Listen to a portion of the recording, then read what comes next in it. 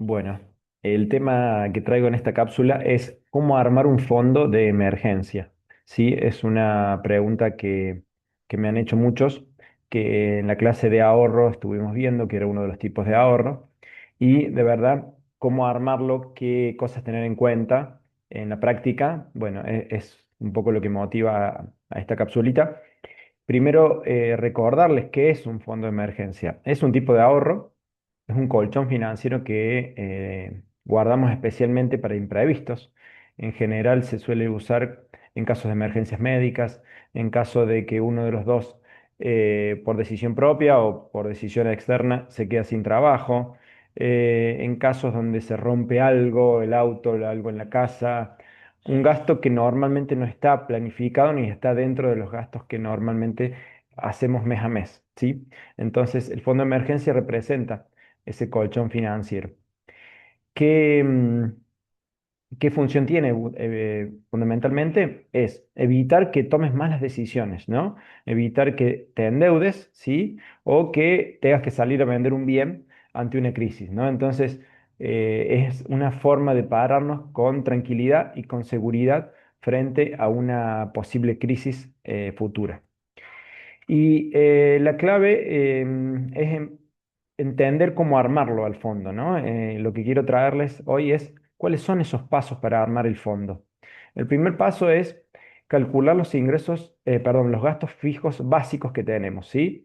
Es decir, nosotros cuando vimos la estructura de gastos, vimos que había en general en la familia entre un 50 y un 60% de los gastos son destinados a gastos básicos de vivir, ¿no? Alimento, alquiler, servicios, transporte, salud, bueno, todas esas categorías que representan esa gran categoría de gastos para vivir, tengo que sumarlas mes a mes, hacer un promedio en los últimos 3 o 6 meses y definir ese monto de 2 millones, 3 millones de pesos que yo sé que son los gastos mínimos indispensables que yo tengo que cubrir mes a mes. Entonces, el primer paso para armar el fondo es calcular los gastos. Por eso siempre es clave tener la información completamente actualizada para que en mi registro de ingresos y gastos simplemente determine ese porcentaje de gasto de vivir y ese sea el monto que tengo que cubrir con el fondo de emergencia. Una vez que defino cuál es ese monto mensual, lo que voy a definir es mi meta de ahorro, ¿sí? Entonces, voy a definir cuántos meses de ahorro voy a destinar, perdón, cuántos meses de gastos fijos voy a destinar a mi ahorro, ¿sí? Lo ideal, lo que se suele recomendar es que sea entre 3 y 6 meses, es decir, si yo tengo que mis gastos para vivir representan 2 millones de pesos por mes, bueno, y quiero ahorrar 3 meses de mis gastos fijos, voy a acumular un ahorro o una meta de ahorro de 6 millones. Y si yo quiero que sean 6 meses de gastos básicos, evidentemente, bueno, va a ser el doble, van a ser 12 millones. Ese es el monto meta de ahorro de mi fondo de emergencia. Entonces, voy a empezar a constituirlo a partir de ahora, si no lo tengo ya establecido, con ese objetivo, 6 millones o 12 millones de pesos. Lo tercero es automatizar el ahorro, es decir, para que el fondo se conforme y se alimente todos los meses, la clave, como les dije también en la clase de ahorro, era automatizarlo. Entonces, es muy importante que haya un ahorro forzado al principio del mes, ¿sí? Idealmente en una cuenta separada, como siempre decimos, y que sea un porcentaje fijo, es decir, puede ser el 10, puede ser el 5, puede ser el 2, pero lo importante es que el ahorro se haga a principio de mes y no al final, ¿sí? Como un ahorro forzado. Y lo último es elegir el lugar correcto para que esos fondos se almacenen. Es decir, evidentemente va a ir a una cuenta bancaria, seguramente.